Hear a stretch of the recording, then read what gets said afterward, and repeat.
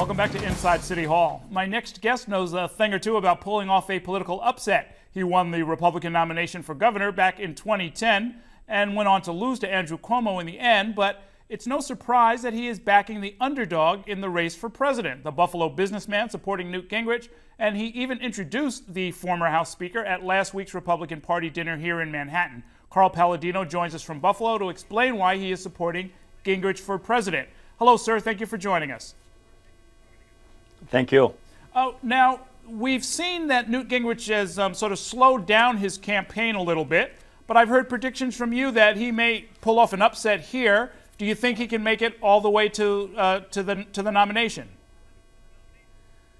Oh, I think you're going to see a resurgence. It's going to start right here in New York State. I think Romney's going to be very surprised by the results of tomorrow. What do you like about Gingrich over Mitt Romney? He's smarter. He also has an ability to debate. He has an institutional knowledge, and he has a thorough understanding of the processes of Washington, D.C. In addition to all that, he's a man who, at his age, and I think his demeanor clearly illustrates that he only has one thing in mind right now, and that's to do the right thing for the American people. And I think that's why the Republican establishment is fighting him so hard. They're trying to shove Mitt Romney down our throats, and we don't necessarily appreciate that. I think the rank and file in upstate New York are saying, hey, enough of this.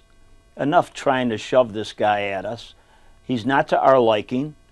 He's a moderate at best on a good day when he can remember his lines and when he's not flip-flopping. Well, we understand that Newt Gingrich is much like us. He has a solid hold on the issues. He's presented himself well and in depth, and without well, I shouldn't say. I should say that Romney tries to get away with sound bites. Gingrich has depth. But Newt Gingrich, I mean, he made his case over and over again in a number of states, and he picked up some support in some states, but in the end, Mitt Romney had more support. Doesn't that count for something? You guys in the press have been beating down any opposition to Romney for months. You started 4 or 5 months ago telling us Romney's going to win, and trying to make it a self-fulfilling prophecy. That's wrong. Romney has spent an awful lot of money. Where did the money come from? Who's buying this election? You never bring that up.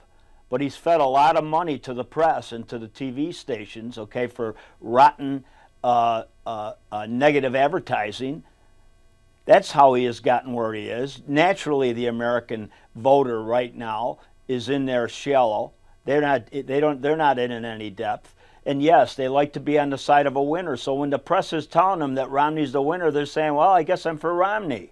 Well, that's an easy formula to figure out, and you guys are good at it. Something you and I have in common, sir, is that I really don't like when the press sort of gets ahead of the news and tries to tell people, you know, rather than report what the facts are. But in this case, I mean, one of the facts, of course, is that there were super PACs that were supporting Newt Gingrich as well, and he was no slouch when it came to pushing back and using the occasional negative attack.